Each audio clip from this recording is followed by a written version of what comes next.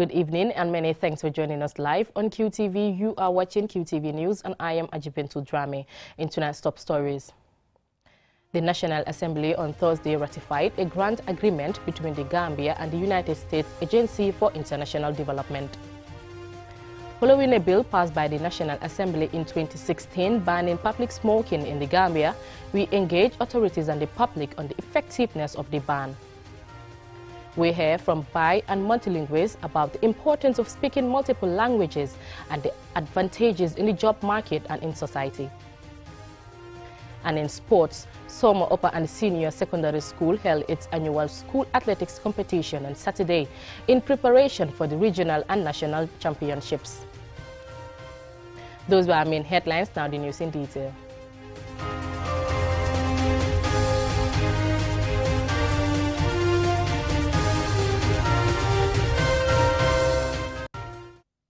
Now, the National Assembly on Thursday ratified a grant agreement between the Gambia government and the United States through its Agency for International Development.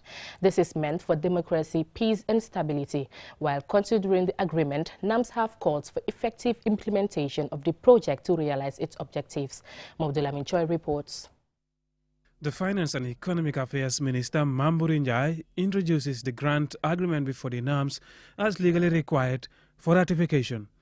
The initial grant is $2 million, which could increase to $15 million, subject to the availability of funds by the United States Agency for International Development and open notice to government.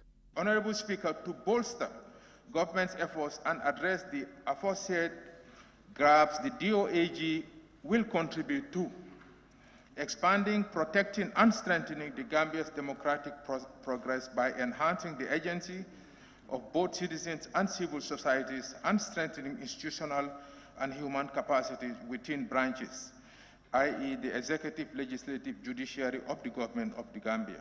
In a unanimous voice, the National Assembly members ratified the framework agreement given its objectives and demand effective implementation of the project for sustainability.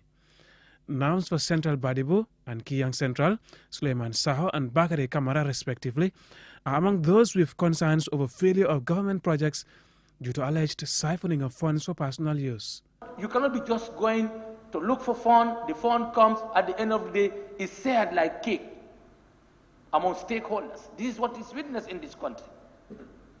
How many failed projects do we have in the rural Gambia? Go travel through the rural Gambia. And these are grants. So people think that grants are just gift. The people who are giving you this money is their taxpayers' money. If you continue to receive such grant, at the end of the day, people like the beneficiary will sit down and ask what are the impact of this grant. It's really sad. So my appeal, Honorable Minister, is that let's have a very, very robust and effective implementation of this project. The Finance Minister had requested the National Assembly provide overall oversight for effective implementation.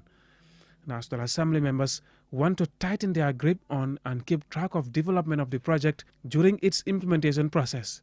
To achieve that, National Assembly members, including Sekou Marong, the NAM for Lajikunda Sabiji, want the Finance Minister to provide quarterly reports on the project implementation. Gambia as a country needs to be serious now. We have ratified a lot of grants in this country here. The Minister of Finance should come over to be giving us a report as a member of a parliament. Another grant agreement with the U.S. and Gambia government brought to parliament for ratification is the $25 million Millennium Challenge Corporation threshold. The grant aims to develop more effective, accountable and transparent power sector and to improve NAWEC power generation capacity for wider and consistent access to electricity coverage in the Gambia. Earlier during this session, the NAM for Banjul South, Fatoumata Njai, had introduced a private member's bill seeking a constitutional amendment to the reservation of seats for women and persons with disability. The bill was read for the first time and will proceed to a second reading next Thursday, when lawmakers will debate its merits and general principles. Mahmoud Lamin Chai, QTV News. Public smoking has been banned in the Gambia since 2016 after the National Assembly passed a bill banning public smoking. Al-Hassan Ba, a regional reporter, engaged authorities and the public on their opinion of the effectiveness of the ban. His report is narrated by Abibatu Sise. In December 2021, the Directorate of Health Promotion and Education under the Ministry of Health, briefed the press on the implementation of a one-year tobacco policy action fund to promote the enforcement of tobacco control laws and regulations in the Gambia. Sefo Singate, Senior Program Officer at the Non-Communicable Disease Unit of the Ministry of Health, explains how tobacco-related illnesses could lead to other deadly diseases. Mr. Singate further stated that, on average, a smoker smokes 10 cigarettes a day. Tobacco in whatever form is as deadly as the other. Whether you insert it, whether you chew, whether you smoke, whether you inhale, it's all the same. Alhaji Kinte, Police Commissioner in Banjul, says the act prohibits smoking in public places and that the law clearly stipulates that when they are smoking, smokers should move 100 meters away from the public. And these tobacco companies, they are very powerful. You know, this law came into effect in 2016. The regulation, how many years did it take to get this regulation? 2019, July 2019. Because they can do a lot of lobbies behind you and me without our knowledge. Because they know who to target and how to target the person. Members of the public and shopkeepers in Jara Soma were engaged to find out if they know about the ban on public smoking. Cigarette Cigarettes are disturbing us and our children because you see children smoking in the presence of elders. It disturbs the ones smoking and the people around. The ban on cigarettes by the government is good. The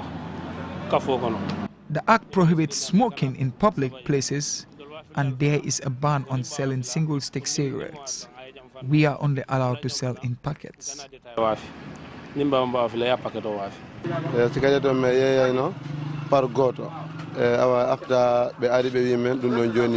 authorities came here.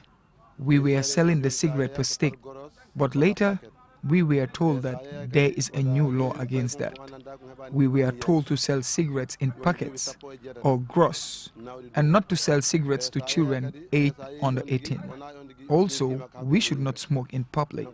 That law should be enforced and anyone who wants to smoke should buy a packet or gross. If you cannot do that, then it is better you quit smoking. According to the Act, advertisements, promotions and sponsorships of all tobacco products, selling single-stick cigarettes and selling to persons under 18 are prohibited. Also, contravening the law could lead to up to 3 months imprisonment or a fine of $2,500 or both. For QTV News, I am Abibatu Sise. In other news, being bilingual or multilingual is important for communication and gives people an added advantage in the job market and in society. Fatusi Sanyang spoke to some bi and multilingual people about their language skills, and this is the report. Being bilingual or multilingual is having the ability to communicate in 2 or more different languages. This can happen when a person is raised either in a dual or in a multilanguage household, or because they learn second or other languages later in life. Ansu Jack, the manager of G Media, explains the benefit of learning other languages, especially for his journalism career.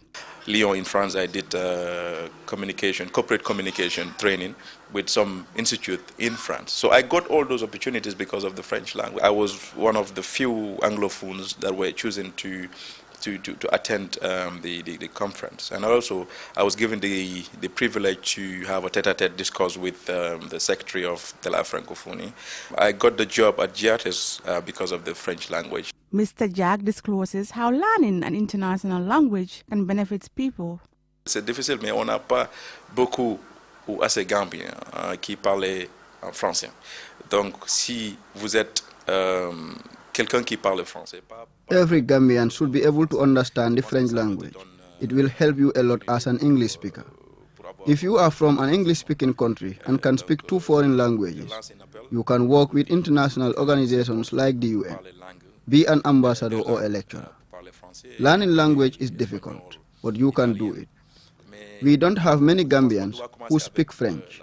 Therefore, speaking French as an English speaker gives you an added advantage and opens opportunities for you in the wider world. Modou Lamin H. Almusaf Sow, a young Gambian writer, explains the advantages of learning French and the impact it had on him. Being bilingual helps a lot. That is why I'm totally different from other Gambian writers. That's the advantage I have. I also translate some of my works, my books, into French, into other languages. Okay?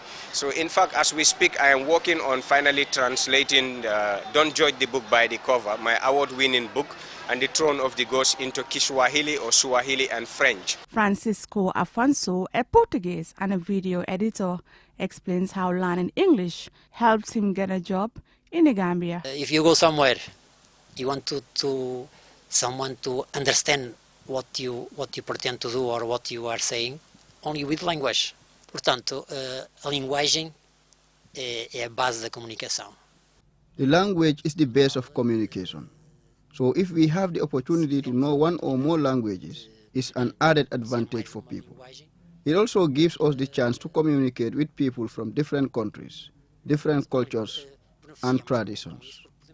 Eventually, we find a job where they speak different languages, etc.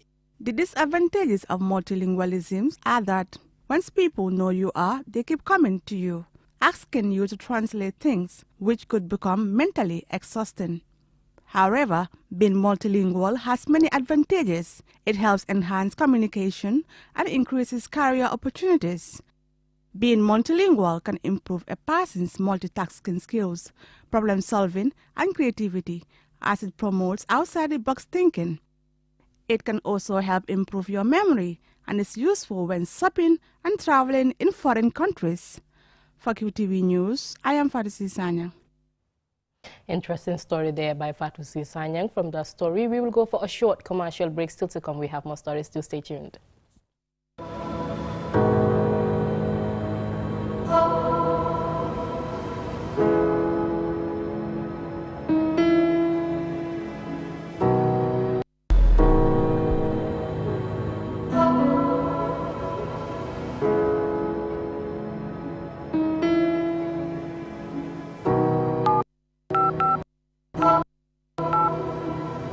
I am the light goddess.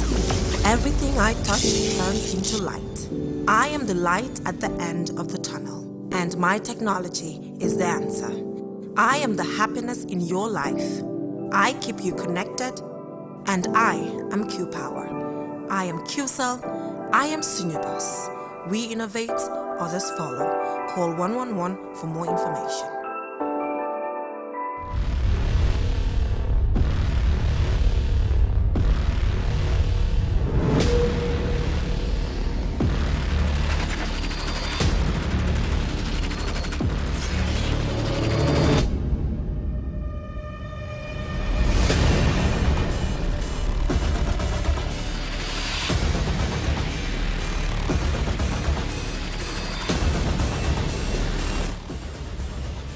Check out the all-new Tigo 8 at S-Pass Motors. Call 3522-222 or 353-2222 for more information. Cherry.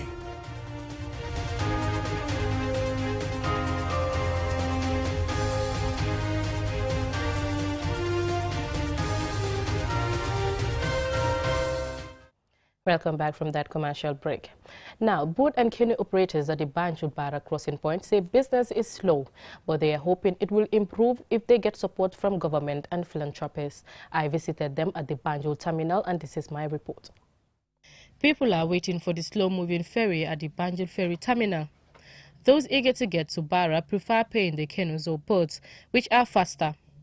The young men who work here earn a living by carrying people on their shoulders from the riverbank to the waiting boats.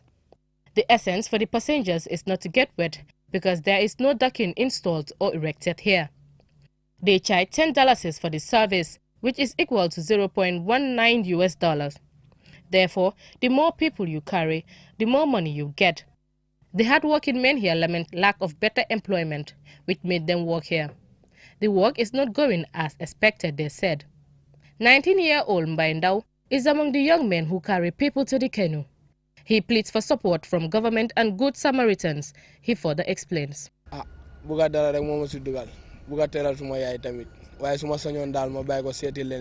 I want to help my mother. That is why I am doing this. If it is my choice, I will leave this and do something better, because this requires power and strength. Regardless of the size of the person you carry, the fixed price is $10. Some people are good.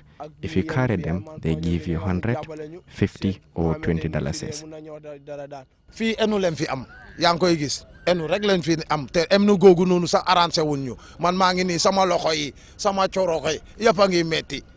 What we do here is to carry people from land through the water to the canoe, and this job is not favorable. My hands and neck are aching. Wow. Estay man sa damay noccilo boy di len di wax boy ne len muñ rek dina bax government bi maybe bes dina ñew. I encourage the boys sometimes to give them hope. I tell them that one day things will get better because the government might help. These young boys are hardworking. They all want to be successful. Let the government help. Because of what they go through, some of them sometimes sustain injuries. Mr. Njai also pleads for support. We need proper clothing, uniforms, and footwear. We really need them. Sometimes we step on fish bones, which cause injuries. We really need help. Sheikh Omar Jallo paddles a canoe from Barra to Banjul. He says the business is slow. We are from Barra, and the sea is very helpful for us. We went to school and graduated but can't find any job. We made a choice to come to the sea to look for work to help our families. It's better than stealing or doing other things. We called on the government to help us. We are very hardworking. We want jobs for development. According to the Gambia Labour Force Survey and Analytical Report 2018, 35.2% of the working population were unemployed at the time of the survey, while females are more affected, making up 57.1% of the total, and males making up 42.9%. After engaging these young men, it seems that acquiring skills and creating avenues for youth employment are essential for their brighter prospects. Ajibintu Drame, QTV News. Moving on, the Gambia has a rich musical history when it comes to instruments such as the kora and the African log drum. However, as far as European classical instruments are concerned, there is less of a tradition in the Gambia. We speak to a young Gambian violinist who shares her inspirational journey to becoming classically trained. Here is Annabelle Gay with the story. Meet Barkisu Ami Mendy. She's a 14-year-old violinist with Gambian parentage residing in the United States. She recently became the first chair violinist for her school's orchestra, where she's now responsible to tune up the other members before performances. She's been learning the violin ever since she was 9 years old, and her passion for the instrument has taken her far. I started playing the violin in 4th grade, and I was taught by my beginner teacher named Christine Robbins. She is the orchestra director in the Harrisburg School District. I first got the news, Miss Baylor told me that I got the news, and she's like, "You got first chair." And I was like, what? I was like so happy that I got it. I was like very amazed and shocked. How I lead the orchestra is just making sure everyone plays together, like no one is getting lost and everything. And I really, really love it. Outside of her school orchestra, Barkisu Ami often plays for her church and other religious events, as well as her Stewards Association, showcasing how versatile the violin can be. She shared with us her dreams of one day becoming a classically trained performer or conductor and how much it means to her. I play at church, I play at home, and I play at other events.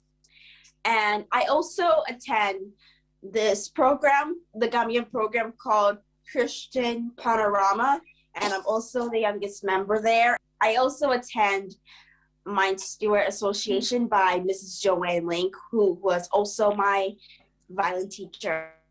What I want to be when I grow up is a musician, or maybe I can be a conductor and teach younger kids by violin. With the massive support she receives online in the United States and here in the Gambia, she also has a great team around her, keeping her grounded and pushing her to continue pursuing her passion. This includes Erica Baylor, who has been her school teacher since Barkisu Ami was 7 and has been watching her grow as a violinist ever since. Barkisu Ami is very, very hardworking. And violin is something that she's always been very passionate about. So it's been very exciting to see her grow with her instrument through all these years. Barkisu Ami hasn't needed a whole lot of pushing through the years with the violin. She's been very motivated with just by herself to be successful. But I've just kind of helped her along the way, I would say, building her self-confidence and believing in herself and just learning how to focus. We work a lot on focusing on her studies, and I think that that same idea kind of translates over for her with her violin. There may be others we don't know about, but the Gambia does not appear to have many musicians or composers playing European classical music. And so stories like Barkisu Ami's provide reassurance that European classical music could one day thrive in the Gambia. She is yet to visit the country, but expresses a wish to one day do so and bring along her knowledge of the violin here.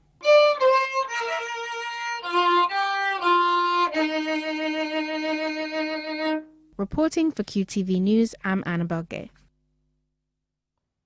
Now let's take a quick look at some interesting sports news.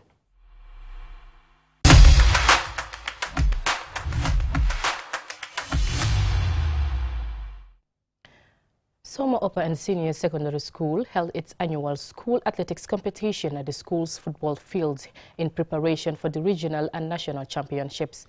Our regional correspondent, Bakari Balde, attended the event and he tells us more. It was a joyous and eventful moment for the students of Soma Upper and Senior Secondary School. The event was well attended by students, members of the community, and athletics lovers. Athletics is part of the school's extracurricular activities. Usman Jaju, the school principal, outlines the significance of the day. Not only being in the classroom is learning, outside also is something worthwhile for them to know. Like you have other students who are very good in academic fields, others are good in these extracurricular activities where they also will show their talents, at least to showcase to earn their living in future. Lamin Dimbalan, the head of the sports department, gives a breakdown of the two-day activity while complimenting the school administration and staff for their cooperation. It's a very young school, but we are young, but that does not mean that we are not competing at the high level, because we are competing at regional level and we are also competing at national level. Looking at this, we are prepared, and I know that when we are confident also, we can do our best. All that we have to do is to thank the principal and the support that we are having. Samba Sow and Babukar Sise, both coordinators from Karakonko Group, expressed delight for the event. And I have a strong team, the likes of Mr. Sambo, Mr. Sao, Mr. Sisa, Kigera, Aisha, and others. So we have come together and say we got to kill the course of history. And we say all other things are going to fall and we rise. Modlamin Ba, the school head boy, and Omar B. Job, a former student of the school, shared their views. I'm so happy and I can't even express how happy I am as we see all teachers, even the principal is here present, showing their love for the school, participating since in the morning till now. They are also in the heart they have for the school. I'm so very much. So that of last year compared to this year, it's only one athlete is taking almost all the events, but this time around it is of different keys. It's like when it comes to 200 meter, you will see someone from nowhere will win the event. That of 100 meter is quite different. Sira Diallo and Baikor, both athletes, said they are inspired by Gambia's Gina Bass and Jamaican Usain Bolt. The students were divided into 4 groups, namely Kaira Konko, Limboko, Bajamba Construction and Area Council. After a 2-day competition, Kaira Konko emerged winners with 474 points.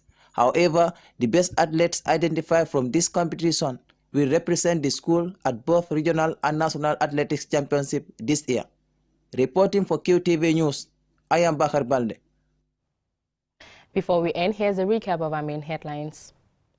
The National Assembly on Thursday ratified a grant agreement between the Gambia and the United States Agency for International Development.